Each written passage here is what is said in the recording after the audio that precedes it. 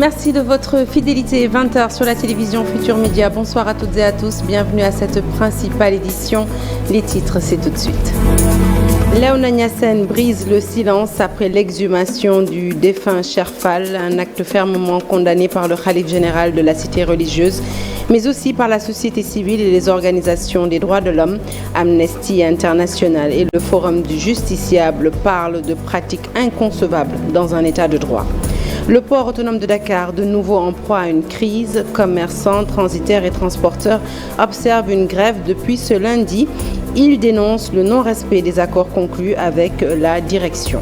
Notre dossier du jour s'intéresse aux nombreuses embarcations en partance pour l'Europe et qui rebroussent chemin en raison des caprices de la météo. Le collectif des pêcheurs interrogés par nos reporters alerte sur les dangers encourus par les contrevenants. À 6 jours du combat, Modulo Ama Baldé, les Parcellois affichent confiance. Les appels au fair play sont toutefois lancés aux supporters pour éviter toute scène de violence. Voilà pour les titres. Le développement, c'est tout de suite.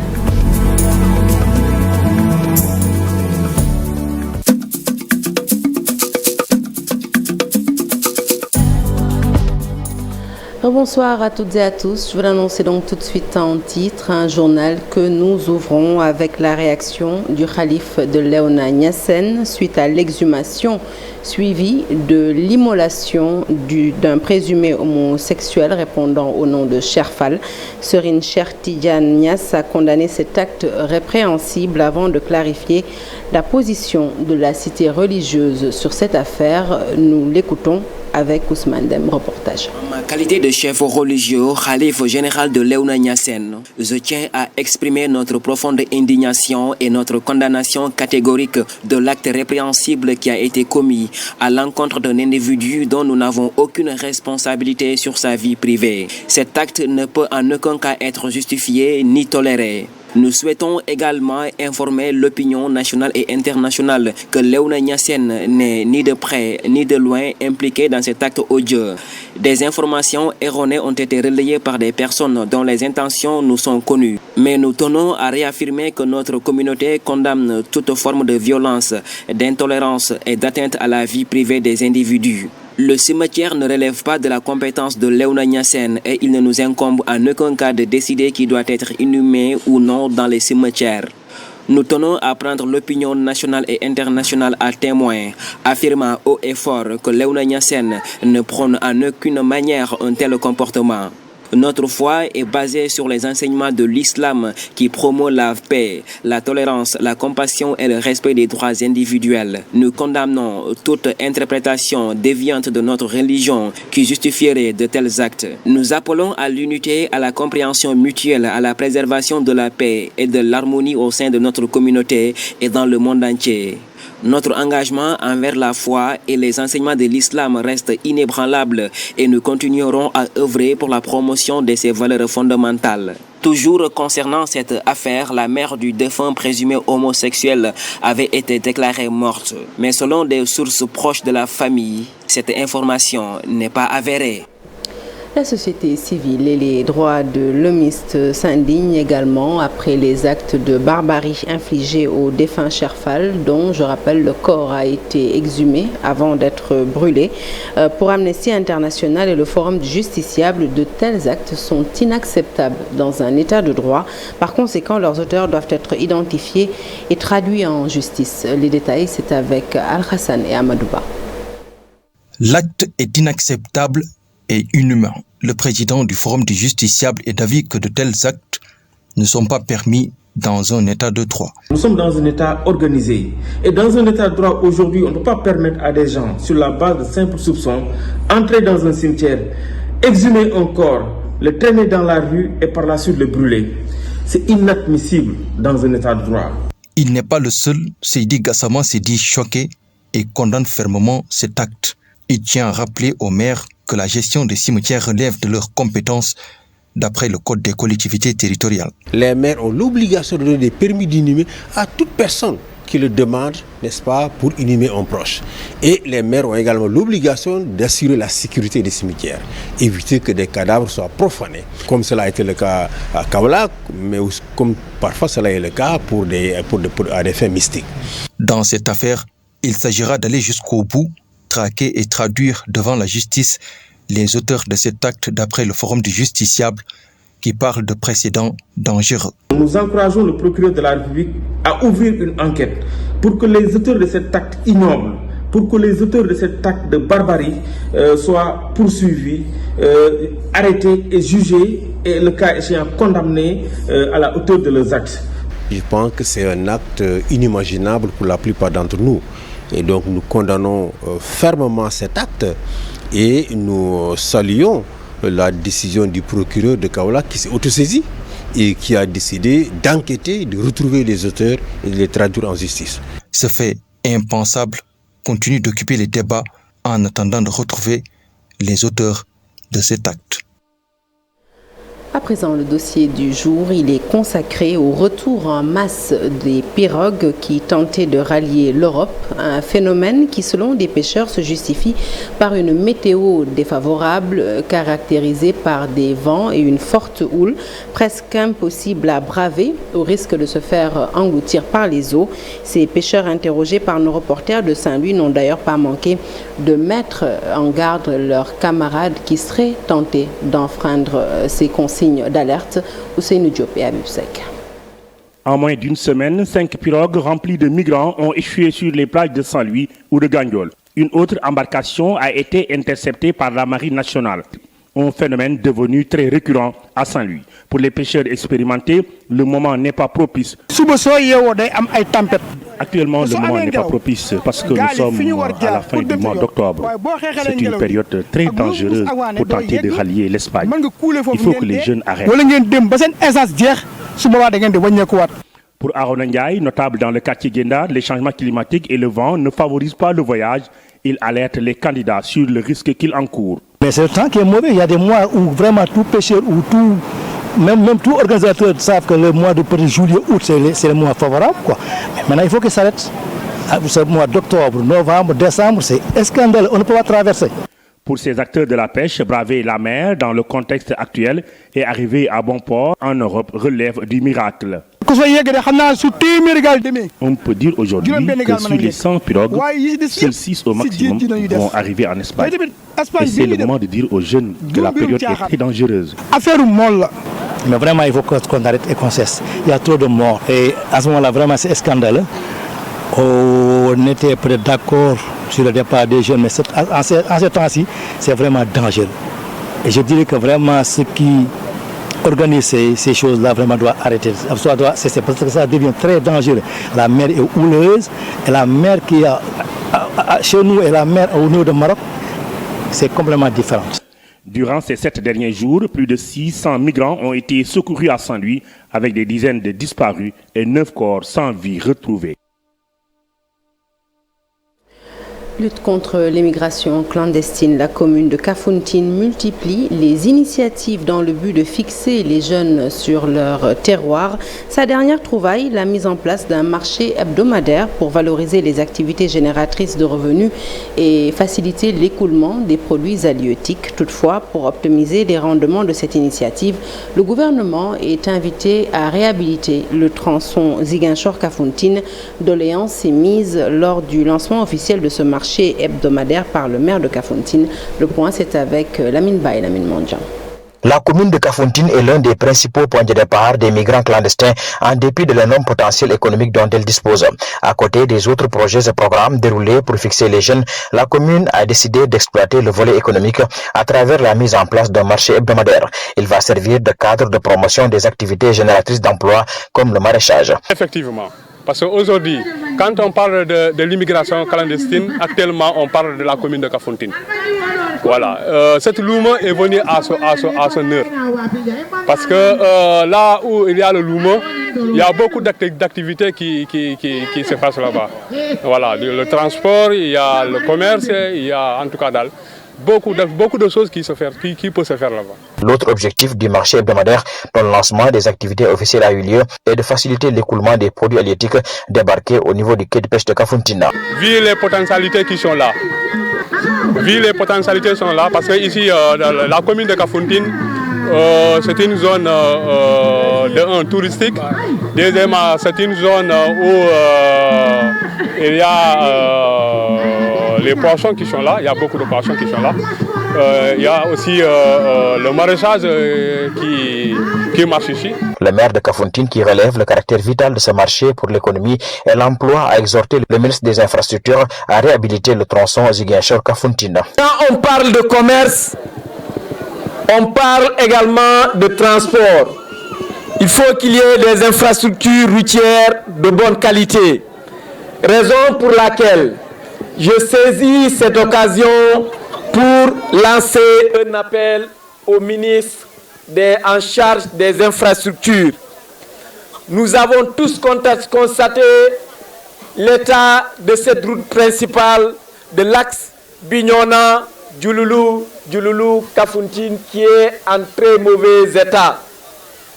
Je lance un appel au ministre en charge des infrastructures pour mettre en œuvre, rendre opérationnelle la réhabilitation de la route de l'axe Bignona, Djouloulou, Kafountine. Les initiatives économiques très timides dans cette zone commencent à être une nouvelle trouvaille contre l'oisiveté des jeunes, à l'origine de l'émigration clandestine. Au port autonome de Dakar, les commerçants, transitaires et transporteurs observent un arrêt de travail depuis ce lundi. Ils dénoncent le non-respect du protocole d'accord signé entre la direction et des surtaxes injustifiées. S'y ajoute, selon leur dire, une congestion de l'infrastructure causée d'après eux par la société Dubai Port World et qui impacte négativement leurs activités. Omar Sissé est le directeur exécutif de l'Association des commerçants et industriels du Sénégal. Il nous en dit plus au micro d'Al-Hassan Ba Youssou Baro.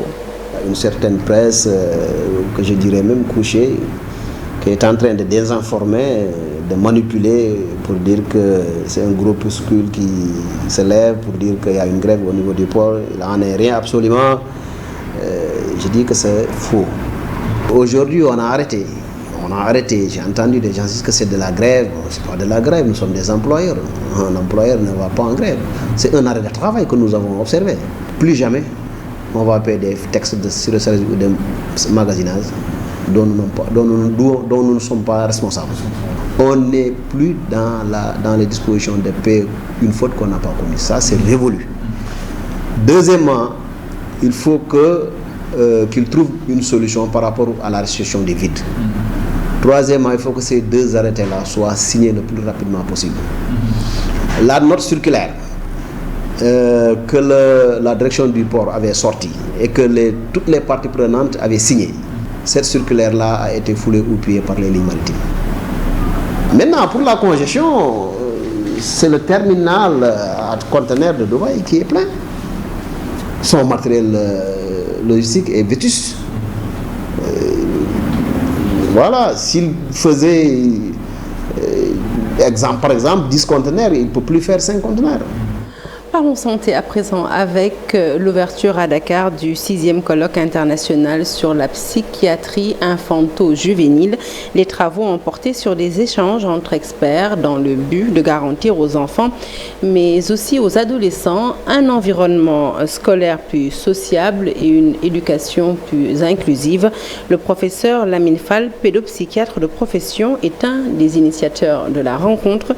Il est interrogé par Cheikh Diop et Aline Diagne. Il s'agit notamment des enfants autistes avec des troubles déficitaires, l'attention et l'hyperactivité, avec des troubles spécifiques des apprentissages, pour ne citer que cela. Parce que pour faire la part des choses, il faut évaluer ces enfants et malheureusement, actuellement, c'est un aspect qui est en déficit. Donc les parents ne savent pas souvent ce que ces enfants ont, clairement. Les enseignants non plus, ce qui les met en marche de l'école et parfois même de la famille. Donc c'est pour cette raison que nous avons voulu ici partager nos expériences avec des Français et des Belges essentiellement, mais aussi il y a un qui nous vient pour savoir comment améliorer cette situation pour permettre à ces enfants une meilleure socialisation qui part d'une meilleure scolarisation. Et toujours la santé avec cette séance de dépistage du cancer du sein à Guinaw Rail. Plus de 500 femmes ont été consultées. Des lésions précancéreuses ont été détectées chez certaines d'entre elles qui ont pu être orientées vers des centres de soins. L'association des sages-femmes à l'origine de l'initiative recommande à la gente féminine de pratiquer l'autopalpation avant et après la période de menstruation. Les détails, c'est avec Abib Faye. Elles sont plus de 500 patientes en attente d'un dépistage du cancer du col de l'utérus et du sein. Au poste de santé de Guinaw Rail, ces femmes sont venues très tôt avec leur carnet à la main. Au Sénégal, 1800 cas de cancer du sein et du col de l'utérus sont détectés chaque année, selon la LISCA. Oui, la maladie gagne du terrain au niveau général, partout dans le Sénégal, ou je dirais même partout dans le monde. Le cancer est en train de faire des ravages. C'est pourquoi on a jugé nécessaire d'organiser ces journées de consultation gratuites pour permettre aux femmes de se faire dépister. Elles sont conscientes de cette maladie. C'est pourquoi vous avez vu l'affluence. Les femmes sont venues aujourd'hui. Vraiment, elles sont venues massivement. Un don de sang pour sauver des vies. On a organisé un don de sang et une séance de vaccination avec l'antigène HPV pour prévenir le cancer du col de l'utérus chez les filles âgées de 9 à 14 ans. Sensibilisation sur les infections sexuellement transmissibles, le palud et les maladies épidémiologiques qui sont là, qui est en train de faire vraiment ravage. Pour prévenir cette maladie, les blouses blanches suggèrent aux femmes une autopalpation après chaque fin de menstruation. Le conseil que je leur donne, c'est d'aller se faire dépister. Il ne faut pas qu'elles attendent qu'il y ait dépistage gratuit pour aller se faire dépister. Il faut qu'elles aillent tout le temps dans les structures de santé pour se faire dépister. Et aussi de faire l'autopalpation des seins. Après chaque règle, la femme doit palper ses seins pour voir s'il n'y a pas de nodule, s'il n'y a pas un quelconque changement, s'il n'y a pas d'écoulement, pour pouvoir aller vers le centre les services de santé pour savoir s'il y a quelque chose ou pas. À la fin de la journée de dépistage, les femmes de Guinaw Rail se portent volontaires dans la lutte contre le cancer. Fin.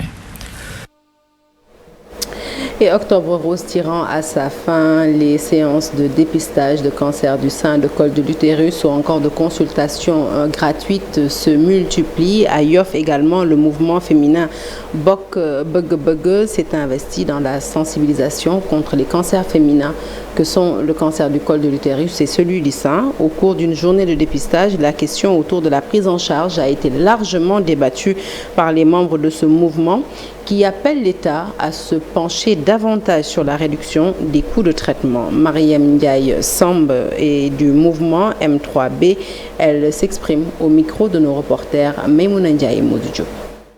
Les femmes, elles considèrent que cette maladie est taboue, alors que c'est une maladie qui peut se soigner. D'où la nécessité d'aller voir les médecins dès le départ. Si on sent le plus tôt possible d'aller voir les médecins, c'est une possibilité, ça se soigne.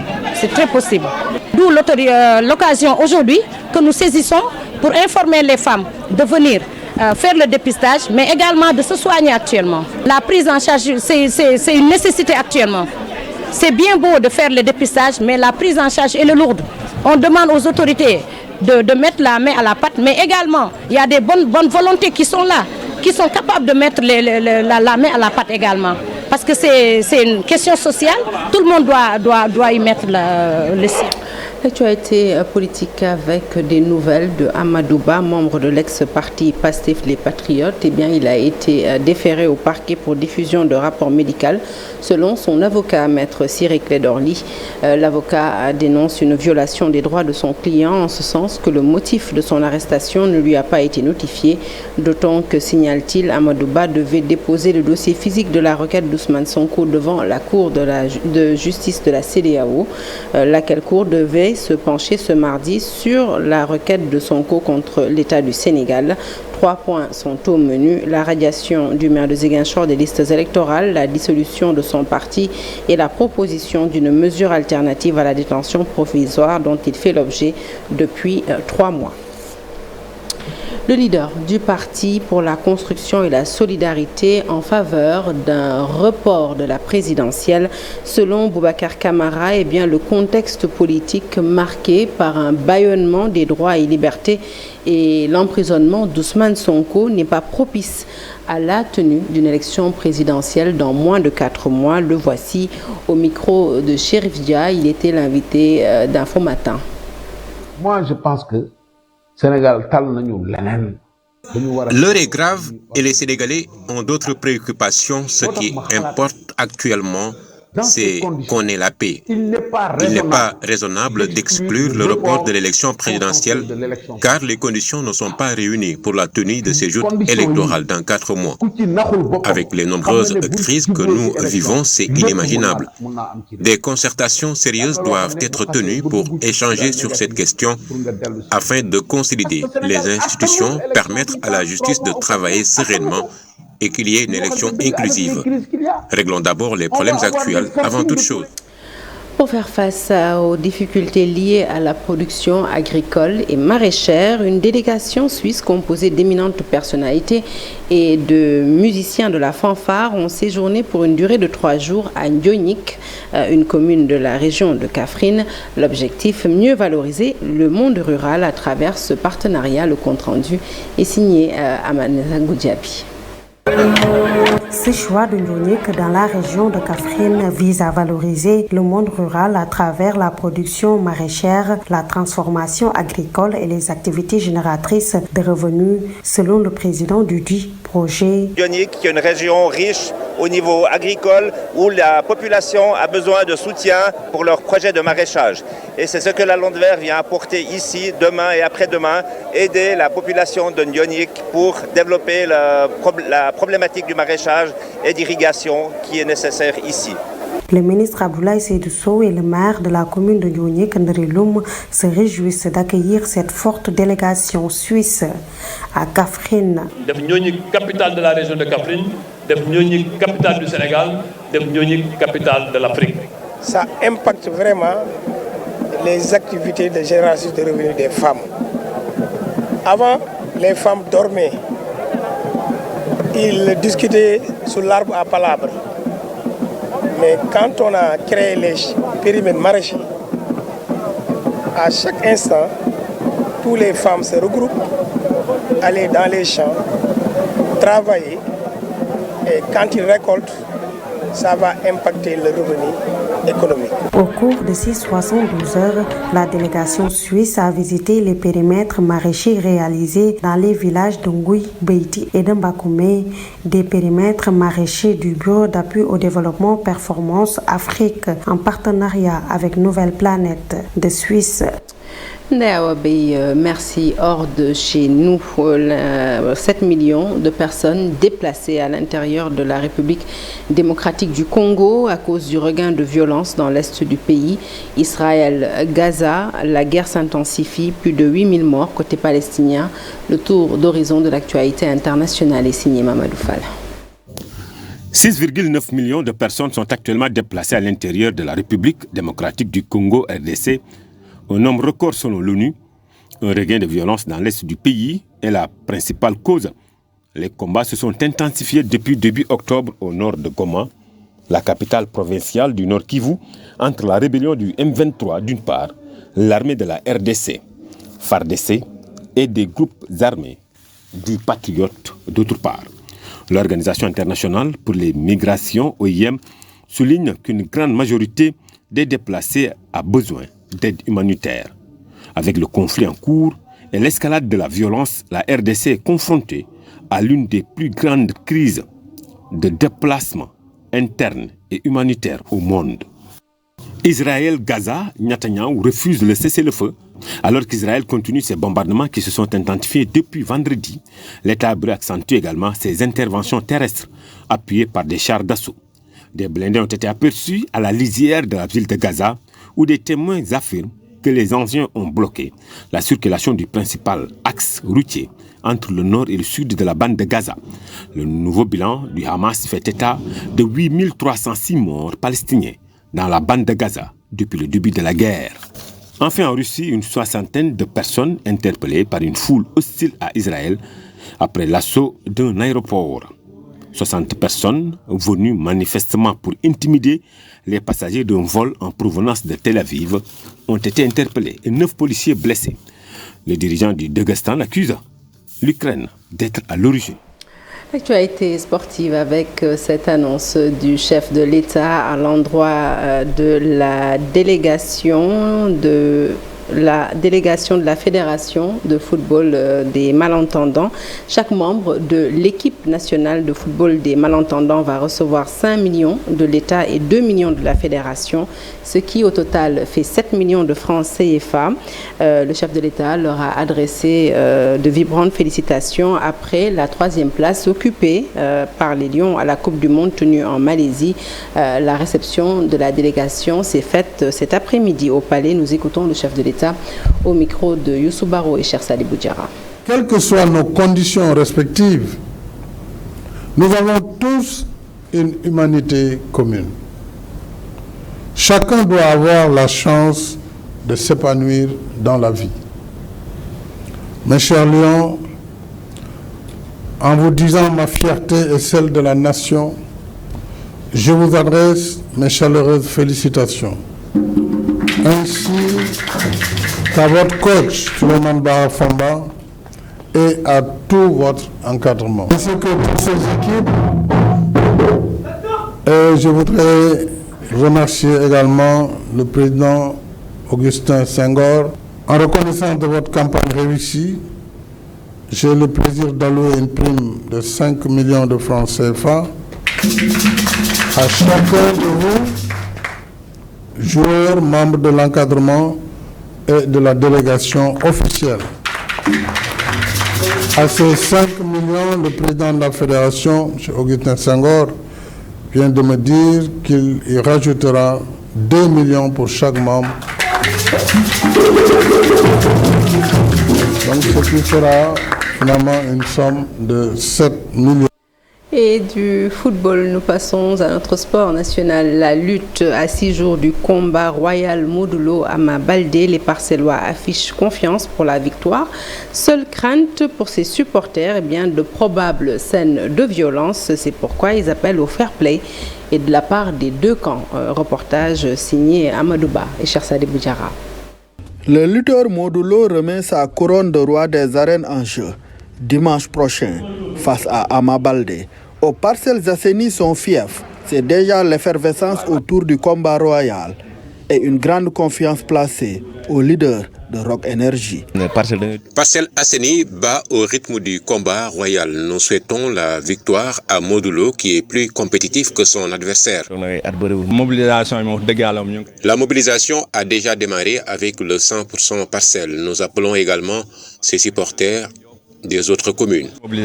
La couronne est quelque chose d'exceptionnel pour un lutteur de la taille de Modulo. Ama Baldé ne devait même pas être son adversaire, car il avait encore du chemin à faire. Nous prions pour la victoire de Modulo qui a l'habitude de réaliser des exploits. Nous lui souhaitons de garder la couronne jusqu'à la fin de sa carrière, ce qui serait une première. Un combat à haut risque à l'arène nationale, 6 à Pékin, fief du challenger Ama Baldé. Des actes de violence craints, d'où les appels au fair play. Seuls les deux lutteurs seront dans l'enceinte. Pas besoin pour les supporters d'en faire trop. Après le combat, que chaque camp rentre tranquillement.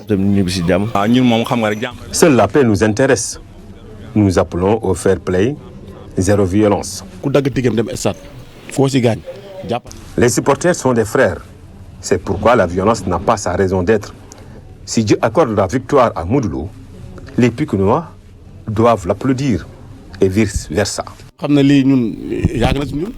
attendant, de nouvelles sonorités et chorégraphies sont prévues pour le retour de Modulo après 4 années d'absence. Dimanche, il y aura des nouveautés. Un avant-goût sera donné ce mercredi au cours de l'Open Press. Nous devons aller suivre tranquillement le combat dans une ambiance festive. Je demande aux supporters parcellois de venir soutenir Modulo jusqu'à la victoire. Nous la fêterons ici. Modulo va faire son open press ce mercredi au terrain à Capes des Parcelles Assainies, sa dernière sortie publique avant le combat contre Ama Baldé ce dimanche. Merci de nous avoir suivis. L'actualité se poursuit sur toutes nos plateformes digitales. Restez avec nous et retrouvez-moi tout de suite pour la deuxième partie du Soir d'Info. Soir d'Info qui reçoit tout de suite M. Alioune Ndoye, maire de Dakar Plateau et ministre de l'Environnement.